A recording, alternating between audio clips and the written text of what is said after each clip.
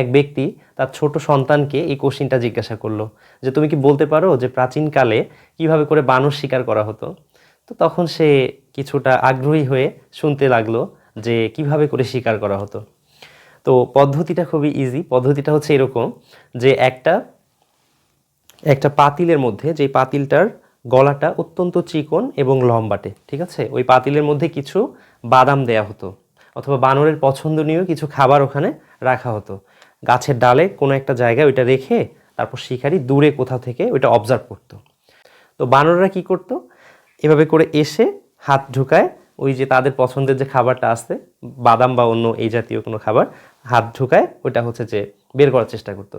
কিন্তু মুষ্টিবদ্ধ অবস্থায় কখনোই কিন্তু হাতটা বের হতো না। এমনভাবে গলাটা করা হয়েছে যে বাদাম ছাড়া, মুষ্টিবদ্ধ অবস্থা ছাড়া হাতটা খুব ইজিলি সেখানে হচ্ছে যে প্রবেশ করানো যেত এবং বের করানো যেত। কিন্তু যদি মুষ্টিবদ্ধ করা হয় তাহলে সেখান থেকে কোনোভাবেই হাতটা ছড়ানো যাবে না। বানর কি করতো, ওই বাদামের লোভ সামলাতে না পেরে সে হচ্ছে যে ওইটাও ছাড়তো না, আবার সে হচ্ছে ওখান থেকে বেরো হইতে পারতো না, মানে তার বাদামও লাগবে এবং সে বের হয়েও চলে যাবে, এরকম বিষয়টা। তারপর একটা সময় কি হতো, বাদর যখন কিছুতেই হাত তার বের করবে না বাদাম ছাড়া, এমতো অবস্থায় শিকারি এসে বানরকে ধরে ফেলতো। তার মানে মোরালটা কি? মোরালটা হচ্ছে sometime we have to sacrifice, we have to side others, sometime we have to go and we have to give up for betterment. মানে হচ্ছে কিছু সময় আমাদেরকে চলে যেতে হয়, ছেড়ে যেতে হয়, কিছু সময় আমাদেরকে একটু হাঁটতে হয়, ঠিক আছে। এটা তোমাদেরকে বলার উদ্দেশ্য একটাই, সেটা হচ্ছে যে আমরা অনেক সময় কি করি, সাময়িক কোনো একটা প্রাপ্তির জন্য আমরা হচ্ছে যে অনেক ব্যাকুল থাকি, সাময়িক, বাট এটা লং টার্ম একটা ব্যাড ইফেক্ট আছে, আমরা সেটার কথা চিন্তা করি না। যেমন ধরো আজকে কোনো একটা ক্রিকেট ম্যাচ হচ্ছে, দুইটা টিমকেই তোমার ভালো লাগে অথবা তোমার পছন্দের একটা টিম সেখানে খেলছে। এখন তুমি পুরো ম্যাচ, তুমি জানো যে তোমার পড়াশোনা করতে হবে, তোমার এন্টারটেইনের জন্য হয়তো বিকেলে 2-1 ঘন্টা সময় থাকতে পারে, বাট পুরো টাইম একদম 2টা থেকে শুরু করে, ধরো ম্যাচ স্টার্ট হয়েছে দুপুর 2টায়, 2টা থেকে রাত 9টা-10টা পর্যন্ত ম্যাচ হবে, এখন কন্টিনিউয়াসলি তুমি যদি প্রত্যেকটা বল দেখা শুরু করো, তোমার কিন্তু ভালো লাগছে, তুমি এটা উপভোগ করছো, কিন্তু এই যে সাময়িক স্যাক্রিফাইসটা, তুমি যদি এই টাইমটা জাস্ট মাঝে মাঝে একটু স্কোর দেখে তারপর তুমি যদি পুরো টাইমটা ইউটিলাইজ করতা, তাহলে কিন্তু তোমার কি হতো, ওই যে সাময়িক এন্টারটেইনমেন্টটা, এমন না যে ওই খেলাটা তুমি হাইলাইটস দেখতে পারবে না বা কালকে রেজাল্টটা জানলে তোমার খুব বেশি ক্ষতি হয়ে যাবে, কিন্তু আজকে যে তুমি টাইমটা নষ্ট করলে এটার জন্য একটা তোমাকে কিন্তু মাসুল দিতেই হবে।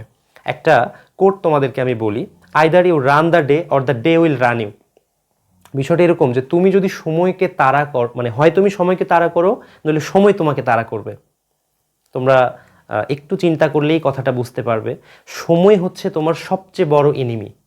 এইটার একটা প্র্যাকটিক্যাল এক্সাম্পল, তোমার পরীক্ষার আগের মুহূর্ত, এমন মনে হয় না পরীক্ষার আগে যে ইস যদি আর 5টা ঘন্টা সময় পেতাম, অথবা আর যদি 4টা ঘন্টা সময় পেতাম, অথবা ইস আর একটা দিন যদি সময় পেতাম, এরকম মনে হয়, কিন্তু কিন্তু ওই সুযোগটা আর থাকে না।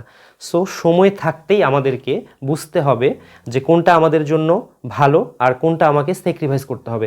ইজি অ্যাক্সেস বলতে যা আছে স্টুডেন্ট লাইফে, তোমাদের এটা একদম মাথায় সেট করে নিতে হবে যে তোমার জন্য হার্মফুল যে অ্যাক্সেসরিজগুলো আছে, যেমন তোমার অ্যান্ড্রয়েড ফোন হতে পারে, তোমার ইন্টারনেট হতে পারে, তোমার ব্রাউজিং হতে পারে, তোমার নিউজ পেপার হতে পারে, তোমার ক্রিকেট ব্যাট হতে পারে, তোমার র্যাকেট ব্যাট হতে পারে, বা তোমার কোনো গল্পের বই, কোনো উপন্যাসের বই, বা যে কোনো কিছু হতে পারে যেটা তোমার জন্য একটা টাইম কিলিং মিশন স্টার্ট করেছে, অর্থাৎ তোমার যেইসবের জন্য, যেইসব অ্যাক্সেসরিজের জন্য তোমার টাইম কিল হচ্ছে, সময় নষ্ট হচ্ছে, সেটা তোমার বড় ভাইয়ের রুম হতে পারে, ফ্রেন্ড রুম হতে পারে, জুনিয়ররা হতে পারে, ফ্রেন্ড সার্কেল হতে পারে, যে কেউ হতে পারে, তোমার জন্য হার্মফুল এমন যে কোনো কিছু যদি থাকে, ওইটাকে একটা লিমিটিং পর্যায়ে নিয়ে আসো। ইজি অ্যাক্সেস বলতে যা আছে, অর্থাৎ যেগুলো তোমার সময় নষ্ট করে, সেইগুলো থেকে কিছুটা দূরে থাকতে হবে, ঠিক আছে। তার কারণ পড়াশোনা হচ্ছে তোমাকে সহজ বানায় নিতে হবে।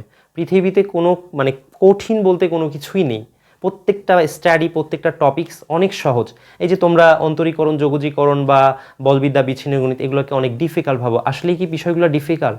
একদমই না। তোমার একটা কোনো ফ্রেন্ড দেখো পারছে, প্রত্যেকটা টপিকস সহজ, তুমি যদি আয়ত্ত করো তাহলেই তোমার কাছে সহজ। আর খুব সহজ একটা টপিকস যেটাকে তুমি সময় দাও নাই, যেটা শেখার জন্য তোমার যে প্রচেষ্টাটুকুন দরকার ছিল সেটা তুমি দাও নাই, সেইটাই তোমার কাছে কঠিন হয়ে আছে। সো প্রত্যেকটা টপিকসকে সহজ বানাতে হবে। মোরালটা হচ্ছে যে আমাদেরকে ওই বানরটার মতো হওয়া যাবে না। Don't like be that monkey. So মনে থাকবে তোমাদের কি বলছি, যে ভালো একটা কিছু পেতে গেলে আমাদের কিছু কিছু টপিকস স্যাক্রিফাইস করতে হবে, কিছু কিছু বিষয়ে ছেড়ে দিতে হবে, সাময়িকভাবে একটু হেরে থাকতে হবে। এমন না সবসময় আমার জয় দরকার, সবসময় আমাকে ফোকাসে থাকতে হবে, সবসময় আমাকে প্রেজেন্ট করতে হবে, এরকমটা না। জাস্ট ধীর স্থিরভাবে স্লো অ্যান্ড স্টাডি রেখে পরিশ্রম করে যাও, ইনশাল্লাহ একদিন সফল হবাই।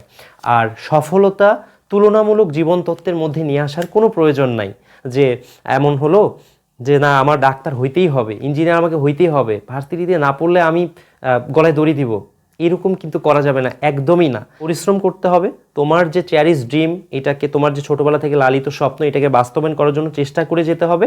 তারপরেরটা আল্লাহ ভরসা, কিছু একটা হবে, ভালো কিছু হবে। পরিশ্রম করে যাও, ভালো কিছু হবে। ওইটা পেলাম না জন্য একেবারেই যে অন্য পথে চলে গেছি, এরকমটাও হওয়া যাবে না, ঠিক আছে? সো স্মুথলি পরিশ্রম করে যেতে হবে, যেহেতু সবাই পারছে সো তুমিও পারবা, বিশ্বাস রাখো, ইনশাল্লাহ তোমাদের বিজয় নিশ্চিত। Best wishes.